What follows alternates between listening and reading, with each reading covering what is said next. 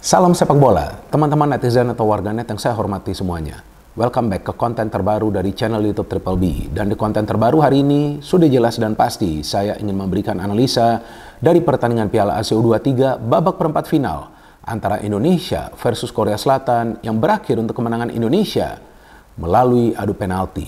Dengan hasil akhir ini berarti Indonesia lolos ke babak semifinal dari Piala Asia U23 untuk pertama kalinya dan tinggal selangkah lagi bermain di Olimpiade yang akan diselenggarakan di Prancis, tepatnya di kota Paris pada bulan Juli nanti. Oleh karena itu teman-teman, saya pikir kita perlu bersyukur dengan keberhasilan Timnas Indonesia U23 yang bisa melangkah sangat jauh di Piala Asia kali ini. Dan menurut hemat saya, keberhasilan dari Timnas Indonesia U23 adalah karena sinergi yang baik antara para pemain dengan jajaran pelatih dan tentunya dengan federasi. Artinya ketika hubungannya itu harmonis dan tentunya kondusif di antara semua pihak, ya kita bisa melihat juga hasilnya di atas lapangan. Dan selain itu juga kita tidak boleh lupa bahwa Shin Tae-yong adalah arsitek yang bisa membangun fondasi dari Timnas Indonesia U23 ini dengan mengandalkan banyak pemain muda yang sebelumnya dia orbitkan ke Timnas Indonesia Senior. Jadi keputusan dari Shin Tae-yong untuk memanggil banyak pemain muda ke Timnas Indonesia Senior juga adalah untuk memberikan mereka menit bermain dan tentunya agar mental mereka semakin kuat. Oleh karena itu ketika mereka bermain di level U23 kita bisa melihat mental mereka sudah seperti baja. Karena kan gak gampang ya bisa menang melalui adu penalti. Dan perlu juga saya tegaskan bahwa tim yang bisa menang melalui adu penalti itu bukan karena faktor keberuntungan. Saya ulangi lagi ya, kalian kalau mau catat boleh atau kalian rekam. Bahwa tim yang bisa menang adu penalti itu bukan karena faktor keberuntungan. Sama sekali bukan karena faktor keberuntungan. Tetapi mental yang berbicara. Mental harus kuat dan fokus harus 110%. Maka itu eksekutor penalti dari Indonesia hanya satu yang gagal. Betul kan? Arkan Fikri. Tapi selain itu, para pemain kita bisa menjalankan tugasnya dengan baik. Dan saya pikir ya Arkan Fikri juga gagal mungkin karena dia tegang ya. Kan pemain muda ya, jadi menurut saya wajar saja. Dan saya harap jangan dibully pemain ini. Dia juga merupakan bagian penting dari skuad Timnas Indonesia U23. Tapi Hernando Ari yang sebelumnya miss penalti di adu penalti di Piala AFF U23 ya kan tahun lalu, kali ini kita lihat mentalnya seperti apa. Dia bisa mengeksekusi dengan baik kan. Bahkan Hernando Ari bisa melakukan 2 saves di adu penalti teman-teman. Dan saya melihat performa dari Hernando Ari seperti penjaga gawang Argentina Emi Martinez. Bahkan selebrasinya juga mirip ya. Mungkin juga dia membalas ya selebrasi pemain dari Korsel sebelumnya ya. Tetapi kan seperti yang pernah saya katakan sebelumnya, bahwa Hernando Ari memang adalah penjaga gawang yang bagus. Tapi kan ya penjaga gawang kan tidak selalu ya formnya istilahnya on fire ya. Kadang-kadang juga ya mereka bisa saja kesulitan untuk melakukan penyelamatan atau ya jika pertahanan memang tidak solid ya, penjaga gawang terus-menerus mendapatkan percobaan dari para pemain tim lawan, ya agak gampang juga kan bagi penjaga gawang. Jadi yang uniknya nih bagi seorang penjaga gawang ya, ketika dia melakukan ya let's say 100 saves, dia akan dipuji habis-habisan. Tapi jika dia melakukan satu kesalahan saja atau mungkin dia tidak bisa melakukan save secara konsisten, maka dia akan dikritik habis-habisan. Nah, kita tidak boleh seperti itu. Ya kan teman-teman, kita lihat mental dari Hernando Ari. Dan tampak dia nggak mau kalah pokoknya. Kelihatan banget. Dia mau keluar sebagai pemenang. Dan itulah mental yang kita perlukan dari para pemain Timnas Indonesia. Apakah itu di level senior, level U23, level 20, atau juga level U16 teman-teman. Namun di pertandingan dini hari tadi, wasitnya kan memimpin pertandingan dengan baik. Bukan saja wasit yang bertugas di atas lapangan, tetapi juga wasit yang berada di ruang VAR. Oleh karena itu, saya ulangi lagi, keberhasilan dari Timnas Indonesia U23 bukan karena faktor keberuntungan. Bukan karena ada kontroversi dari keputusan dari wasit, enggak, sama sekali enggak. Karena gol dari pemain Korea itu dianulir di menit-menit awal jalannya pertandingan, karena memang pemain Korea tersebut berada dalam posisi offside, jadi wajar dianulir. Dan ada call dari ruang VAR. Kemudian kartu merah bagi pemain Korea karena jelas dia melanggar Justin Hubner dengan keras. Bahkan itu bisa saja mencederai Justin Hubner. Loh, bahaya banget itu, dia menginjak kaki dari Justin Hubner setelah Justin Hubner menghalau bola jauh dari area pertahanan Indonesia. Itu juga ada call dari ruang VAR. Kemudian ketika diadu penalti, penjaga gawang dari Korea, dua-dua kakinya sudah melewati garis atau keluar dari garis. Yang bisa menggagalkan Indonesia adalah jika wasitnya ngaco. Ya kan, jika wasitnya ini ngaco. Tapi kalau wasitnya ini fair, ya kita lihat, ya kan, kita bisa advance sampai ke babak semifinal. Dan secara permainan, Indonesia bermain seperti tim Eropa. Jelas terlihat para pemain Korea kaget. Bahkan dari jumlah peluang, kita bisa menciptakan banyak sekali peluang, teman-teman. Sampai memasuki babak extra time, para pemain kita masih bisa bermain mengandalkan kecepatan, mengandalkan power, dan bisa menciptakan banyak peluang. Ini kan yang sebelumnya sulit kita lihat dalam permainan timnas Indonesia, itu pun lawan salah satu tim kuat di kawasan Asia. Kan ini sejarah nih, ya kan, sebuah sejarah bagi Indonesia. Dengan bisa menyingkirkan Korea Selatan, dan kemungkinan besar Indonesia lah, timnas Indonesia U23 lah yang nanti akan bermain di Olimpiade. Karena kita perlu mendapatkan peringkat ketiga. Jika tidak, maka nanti akan ada playoff. Kalau nggak salah, lawan wakil dari Afrika. Dan saya lupa, jika saya tidak salah tuh Gini ya, wakil dari Afrika tersebut ya. Nah, saya lupa, nanti saya harus cek lagi ya. Teman-teman juga bisa ngecek ya, nanti memberikan informasinya di kolom komentar di bawah konten ini. Tetapi teman-teman, intinya saya sangat senang. Dan saya tidak bisa menjelaskan perasaan saya dengan kata-kata. Ya kan, tapi kalau nanti saya curhat terus di sini kan saya nggak bisa menganalisa jalannya pertandingan. So I'm very happy. Bahkan saya baru tidur, ya maybe 3 hours saya nonton bersama istri saya.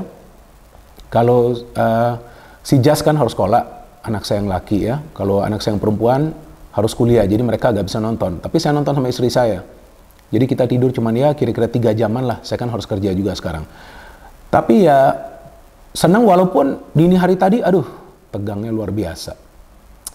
Jantungan memang ya, kalau adu penalti itu, bahkan ketika sudah memasuki babak extra time ya, perpanjangan waktu. Tapi entah mengapa feeling saya tuh lagi bagus, karena saya melihat Indonesia mainnya rapi banget.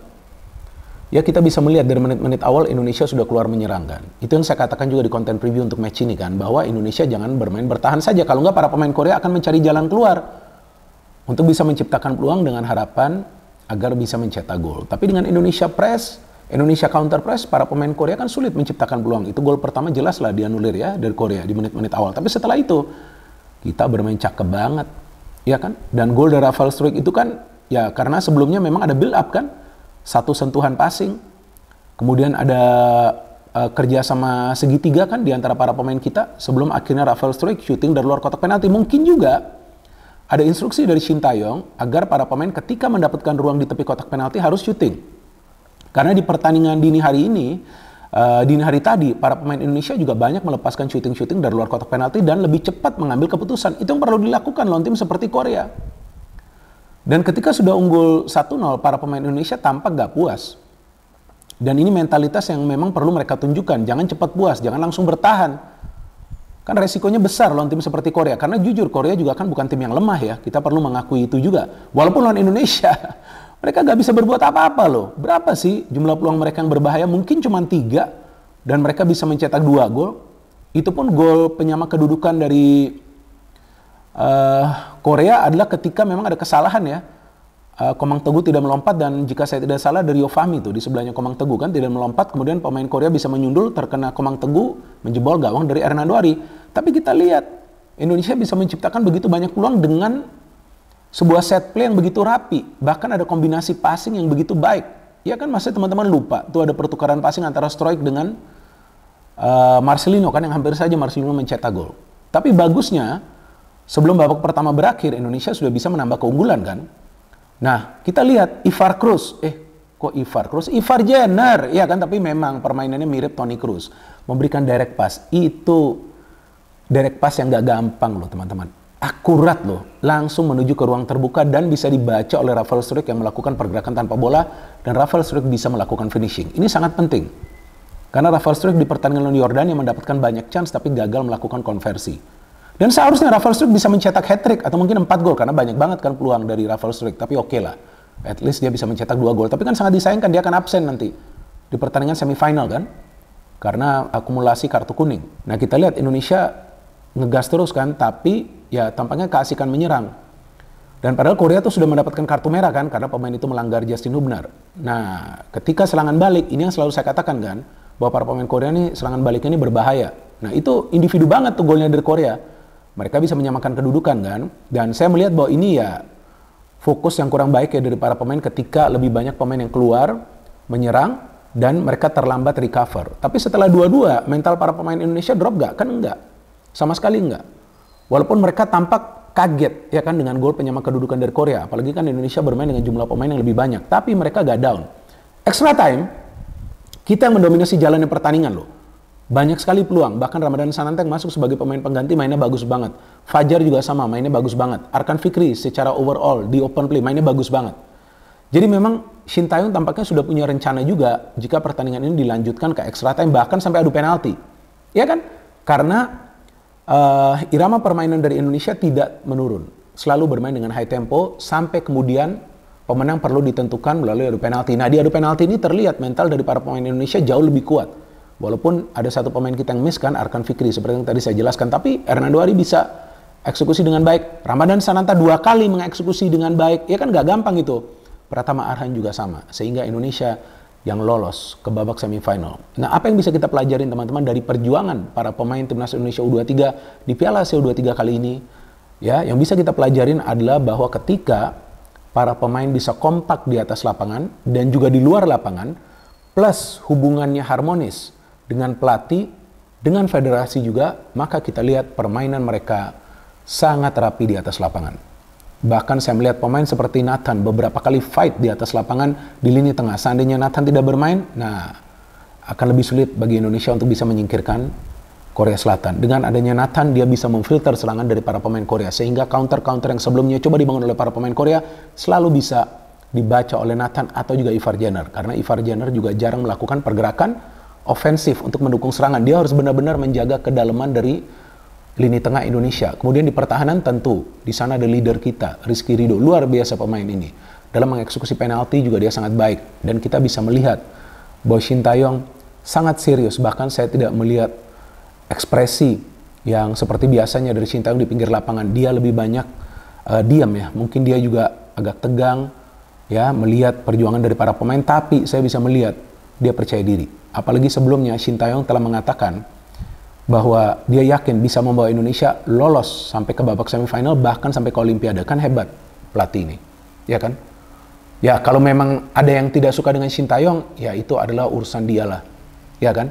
Tapi ya saya berharap ya teman-teman yang memang punya akal sehat, yang bisa melihat progres dari Timnas Indonesia, ya gak ada salahnya juga mengapresiasi orang ini, ya kan? Karena dia tampaklah bekerja secara jujur, bekerja keras, ya kan, bekerja dengan hati untuk bisa memajukan timnas kita, dan itu terbukti sebelumnya membawa timnas Indonesia U20 lolos, membawa timnas Indonesia U23 lolos, membawa timnas Indonesia senior lolos, membawa timnas Indonesia senior lolos dari fase grup Piala Asia, membawa timnas Indonesia U23 sekarang lolos sampai ke babak semifinal. Memang kita masih menunggu lawan di babak semifinal, tapi saya pikir dengan bisa mengalahkan Australia, kemudian Yordania, menyingkirkan Korea Selatan, ya tentu para pemain lebih confident ya di babak semifinal, dan siapapun lawannya nanti saya pikir para pemain juga tidak akan khawatir seperti yang sebelumnya dikatakan oleh Rizky Ridho di preskon ya konferensi pers bahwa ya para pemain tidak khawatir nanti ketemu tim mana, yang penting mereka akan fokus untuk bisa membawa timnas Indonesia U23 tampil di Olimpiade Paris pada bulan Juli nanti, dan kita bisa melihat bahwa kemampuan dari para pemain Indonesia untuk bermain dengan high tempo, high pressing, tight pressing, artinya pressing yang ketat, dan juga menyerang yang membuat mereka lolos ke babak semifinal. Dan saya melihat permainan Indonesia jujur teman-teman seperti tim Eropa. Nah telepon saya dari tadi ini lagi kelap-kelip ya, karena pesan-pesan singkat banyak yang masuk dari luar negeri ini, pesan-pesan singkatnya, dan telepon juga masuk dari pagi, padahal saya juga baru tidur 3 jaman, saya belum angkat telepon-teleponnya. Ini dari luar negeri, ada jurnalis ya, ada juga pengamat, Dan ada juga teman-teman saya di sini yang sebelumnya menanyakan saya tentang peluang dari Indonesia. Ya, saya juga posting di IG story saya. Ada kawan dekat saya yang sudah seperti saudara saya menanyakan saya, ini peluangnya lawan Korea seperti apa. Saya hanya jawab satu, adu penalti 50-50. Karena saya sudah feeling jangan-jangan nih ke adu penalti. Dan kalau adu penalti memang biasanya 50-50, tergantung mental dari para pemain. Tetapi mental dari para pemain Indonesia sudah seperti baja. Ini semua memang berkat latihan yang mereka jalani selama bertahun-tahun yang membuat mereka sekarang percaya diri di setiap pertandingan bagi timnas Indonesia. Jadi teman-teman, kita tunggu saja nanti siapa lawan dari Indonesia di babak semifinal, karena antara Uzbekistan atau Arab Saudi ya, jika saya tidak salah, ya mau lawan Uzbekistan, mau lawan Arab Saudi, ya para pemain seharusnya tidak perlu khawatir dan fight terus, dan kita harapkan yang terbaik bagi timnas Indonesia U23. Dan kita, seperti yang saya selalu katakan, kita tetap rendah hati, kita boleh merasa senang, seperti saya sekarang merasa senang, ya kan? Tetapi kita tidak boleh arogan, ya, karena Indonesia masih berkembang menjadi tim yang nanti akan disegani di level Asia juga di level senior, dan ini baru permulaan. Oke, ini baru permulaan. Nanti kita bisa melihat Indonesia ya akan bisa bersaing juga di level dunia. Ya mungkin teman-teman akan mengira saya bercanda. Saya sama sekali tidak bercanda. Sekarang kita sudah bisa melihat kerangkanya sudah ada. Tinggal bagaimana kerangka ini yang fondasinya sudah ada mulai lebih kuat lagi, tumbuh ke atas. No hate, no politics, only football. Salam sepak bola.